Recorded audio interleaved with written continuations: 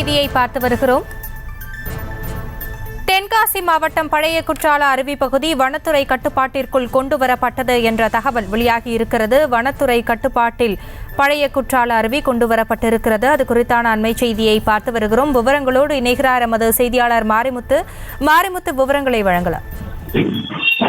நிச்சயமாக தென்காசி மாவட்டம் மேற்கு தொடர்ச்சி மலைப்பகுதியில் அமைந்துள்ளது பழைய குற்றால அருவி. இந்த அருவியை பொறுத்தவரை 24 மணி நேரம் என இருந்து வந்தது. இந்நிலையில் கடந்த சில மாதங்களுக்கு முன்பாக ஒரு சிறுவன் ஒருவன் வெள்ள நீரில் சிக்கி உயிரிழந்தான். இதனை அடுத்து இங்கு நேர கட்டுப்பாடுகள் விதிக்கப்பட்டு அதன்படியே தற்போது பழைய குற்றால அருவியில் குளிக்க சுற்றுலா பயணிகள் அனுமதிக்கப்பட்டு வருகின்றனர்.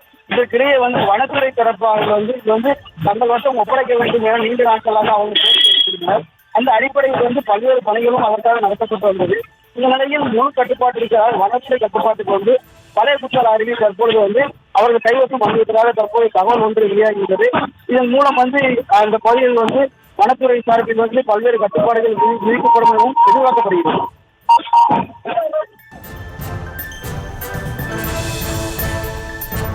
விவரங்களுக்கு நன்றி மாரிமுத்து. செய்திகளை உடனுக்குடனும் துல்லியமாகவும் தெரிந்து கொள்ள சப்ஸ்கிரைப் பண்ணுங்க.